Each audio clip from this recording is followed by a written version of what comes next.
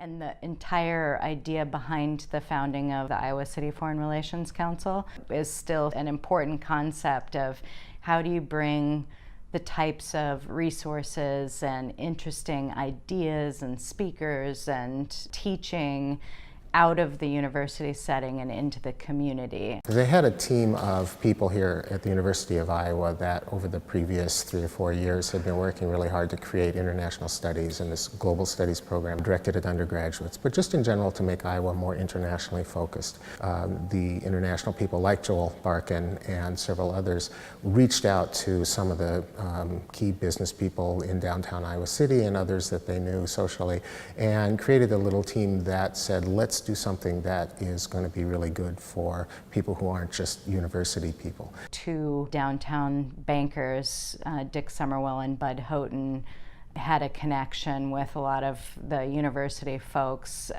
Both grew up in Iowa City and, knew a lot of people, and so this whole idea came about because they were looking for a way to bring international ideas and exchanges into the community. The university president at the time, James Friedman, made that a big push of his own to internationalize the University of Iowa, and we were kind of behind other universities in that way. So you had this momentum on the university side, and university leaders got behind it. Some of the initial funding came from the office of what was then the vice president for research. It was just a small amount of university money and an office and a few other things. And that then helped get funding through one of the university's major donors, the Stanley family of Muscatine. And they created the Stanley University of Iowa Foundation Support Organization, which is basically the channel through which the Stanley family has been supporting international things at Iowa for almost 40 years. And the Foreign Relations Council has continually, year after year, been a part of that. If we hadn't had them, it probably wouldn't have gotten off the ground, because the connection with the university space and personnel in those early years was key. I don't think it would have gotten off the ground if we hadn't had that. We live in a city where a lot of people have this interest in the world at large. So we had a lot of pieces in place. At that point, it really did come to fruition with very little. There was no pushback that I'm aware of, no hurdles, no obstacles. People were really sort of, I think, unanimous in their thought that, yeah, this is a good idea, let's do this. And so the genesis was to try to find something where downtown people could come on their lunch hours and learn from university people or guests of the university on international topics. One of the founding ideas was that there were speakers who would come in who weren't regular professors necessarily, but who were here visiting the University of Iowa. Maybe they'd be here for a semester or just for a conference. And so really, I think at the very beginning, the idea was to just tap those people to give a special program in the community. It was a sort of shoestring operation for the first couple of decades. And one of the key people in keeping things going and making really interesting talks was the then chair of the program committee, Dee Norton. And Dee was not one of the founders, but certainly one of the first leaders of the group. And his wife, Carrie, is still on the board. He kept us going as a fairly low level. We didn't have 15 talks per semester like we do now. We had, maybe sometimes 5 or 6 or something. So it was not at the same level of activity that we have now. Now we really do host 25 or 28 programs a year that are week in, week out during the academic year, and then intermittently even through the summer.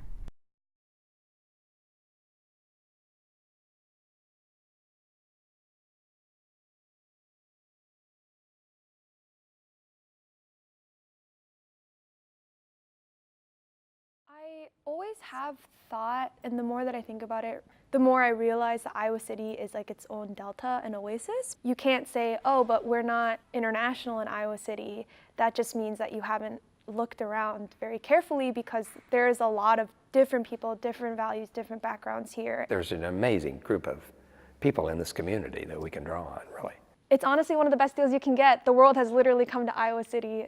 There's got to be an interest in international relations, and that's pretty widely defined. And I think there's in this community, there's just a lot of interest. You know, I meet some really interesting people at the luncheons. The Foreign Relations Council audience, you know, includes retirees, it includes people from local businesses, it includes people, you know, who live throughout the Johnson County area, basically, right? And as well as faculty and the honors students who have made a big impact. The Iowa City Foreign Relations Council really allows people to connect with one another, whether that's UI honor students coming in and sitting at a table with a retired professor who served in the Peace Corps in Ghana or was in UNICEF or was in the Foreign Service. The mix is great because some of the young people probably don't have a chance to talk to people that age. So, you know, you can have conversations that you might not have otherwise. We've always got international students that are coming, certainly for business and for liberal arts and for the sciences that come that may impact how many people can be part of our organization. We have a large international Chinese student population. There is a Congolese community, a Sudanese community. Most of the people who attend are already kind of into politics, they're into world affairs, they really want to be knowledgeable at a minimum and maybe active as well. They've got a chance in many cases to go up after the talk and talk to the person and get some more information or ask some more questions that they didn't get asked. I think where there's places like Iowa City Foreign Relations Council, those are the places where it's so important to realize that there's a person behind a country. And so I think it's good if people really explore what the world has brought to us.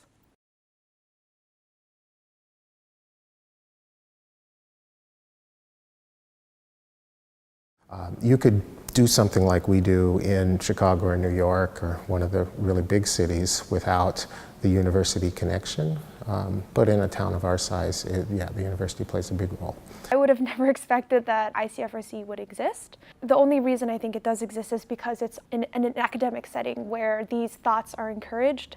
In a way, it's been self-sustaining because it's close to the university. The university has helped with various kinds of funding, for one thing, but just the talented people that we have here, you know, among the faculty and staff. And then the fact that any big university like this brings in outside lecturers and others, guests, visiting people who come, you know, for a month or a year or whatever it might be. The valuable part is that it does connect the university with the outside community. That has been one of the problems of the university in the past decades, and this is a way that University of Iowa helps bridge that, especially when you have students who are part of the experience, and the people who are not part of the university community can interact with students, and they have the feeling, I think, that they're getting a more direct viewpoint into what's going on at the university, and I think that builds a lot of bridges and it helps connect the community.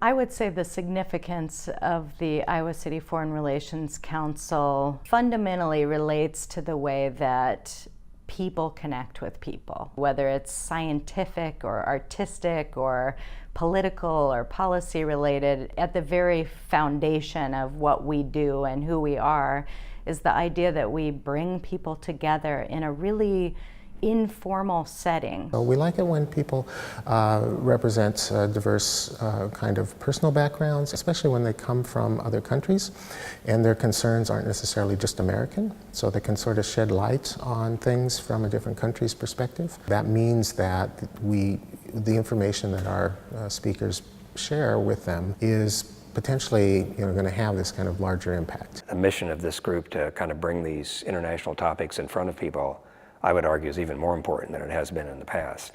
As in the issue of international awareness, I think in the past, before globalization, it was okay if you didn't know, but at this point the world is in Iowa City. It's gotten to the point in human history even, you can argue, for very developed countries to be conscious of themselves and also of just the people around them, because at this point, I just think it is a responsibility to be aware and conscious of these communities. And the people who present to us are doing a good job of turning what their expertise is into something that has a larger public meaning. We can all hear from a wide variety of people on any number of topics and hear their real experiences and learn There is this real increase in interest among younger adults. I think the increase in attendance by students is a reflection of that. We can all connect with the speaker in a way that allows us to hear what they have to say in the more formal remarks, but then engage in a more informal question and answer and create those conversations where students get an idea about the applied use of their, potential career path. Students will take 5 or maybe 6 courses in a semester, right? And here you have 15 different topics, maybe totally different from any of your course topics. One of the great things about ICFRC is the diversity of the speakers. I mean, you don't just have professors coming in like you would at a lecture at the university, but you have artists, you have journalists, you have just everyday citizens sometimes, just speaking about their different experiences, and I think the audience and students have a lot to learn from that.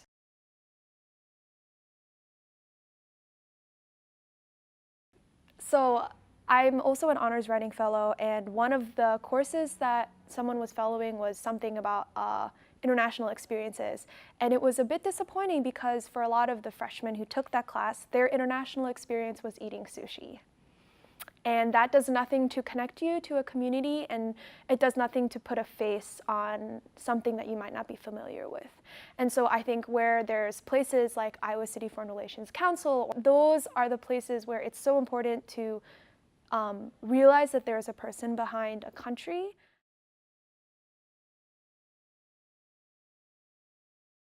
So as a student, what's unique about the ICFRC lectures is that it's not a typical classroom lecture. First of all, you're voluntarily going here. I mean, most people say they're paying for their education and they're going to these classes, but there are a lot of prescribed requirements for which classes you have to take, and you might not be interested in all of those. It's a different structure at ICFRC than a classroom. I don't know if I'd call it lecturing. When you go to ICFRC, the professor gets to talk about what they enjoy, which is their research, and they get to share their research. And by giving you what's the most interesting, the most prominent research that's happening, or discoveries that are happening, and then from there you can just branch off in many directions. The topics of the lectures themselves are more interesting than a typical lecture. Not only are the audience that are going interested in the topics, but the people who speak are as well. It's their passions. They want to talk about this. They chose the topic. The topics that are at issue sometimes are very controversial. For example, we had a speaker on whether the election was interfered with by the Russians, and a very loaded topic at that particular time especially. And the way it was presented, I think, was good for the students in that there's an intellectual tone to the whole thing.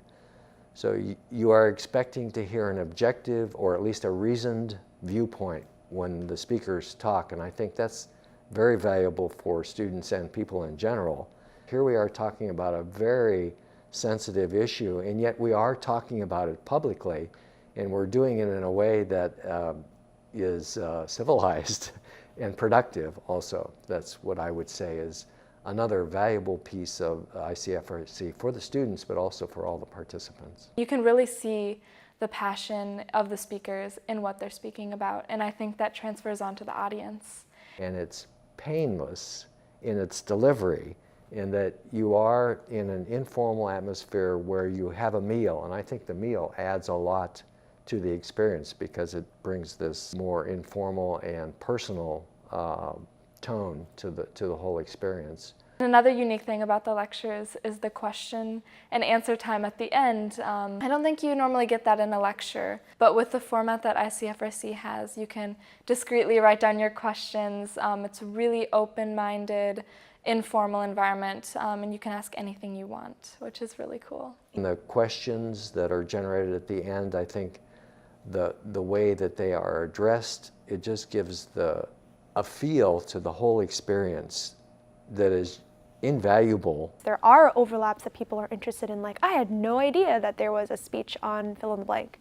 The draw for at least some of the students is that the speaker and the topic are something they're not familiar with. So there's this exotic nature to the ICFRC, I think, that draws people in. One of the things I think people always think are students who are attending ICFRC are there because they are studying international relations or they're studying politics. And it turns out commonly they're a much broader perspective than that. In the lecture hall, it's like, let's go backwards and understand the theory, which is very important if you are a student of that discipline. But if you're not, like I have no background in 3D designing, but if there was someone who came in and gave a speech on 3D designing, she can just go straight into it and I can learn, and then my interest will be piqued and I'll be like, okay, I will look into that more. You get to hear someone talk about, in some cases, cultural practices that are so foreign to the student's own experience. So student participation in ICFRC, attending the luncheons, and actually a number of them have gotten to speak. I think for all of them, it's a great opportunity to learn more broadly about what's going on in the world. ICFRC has done a great job of bringing in individuals who speak from a variety of different perspectives. So at one event, it could be individual like Jim Leach, who's worked all over the world, who's served in tremendous different roles for our nation, and he speaks with a great knowledge of diplomacy. Others might be a student who's gone off and spent a year working in Korea as a Fulbright fellow. And I think our students like to go and learn from this breadth of perspectives, but it also enlarges their interest in the world around them. The biggest difference is that in an ICFRC event, you actually get to see the application of what they're talking about, right? I mean, I just love that there's that level of specificity that is being discussed in the community. I think people are starting to feel the impact of international issues in their own lives, and I think that's what's really making them more interested in what they're learning about and coming to these lectures. ICFRC is very focused to sharing what someone is doing to the community, and so in that sense it's a lot more focused on application. One of the things that has changed across drastically from the time I was a student to being an undergraduate today is the number of international students that we have. Today it's 10-12% of our undergraduates are international students, and for many of our honors students, they've gotten to know students from other parts of the world. So I think in that way, kind of being part of a broader world culture is something that our students are impressed with day in and day out when they go to classes, when they take part in student organizations.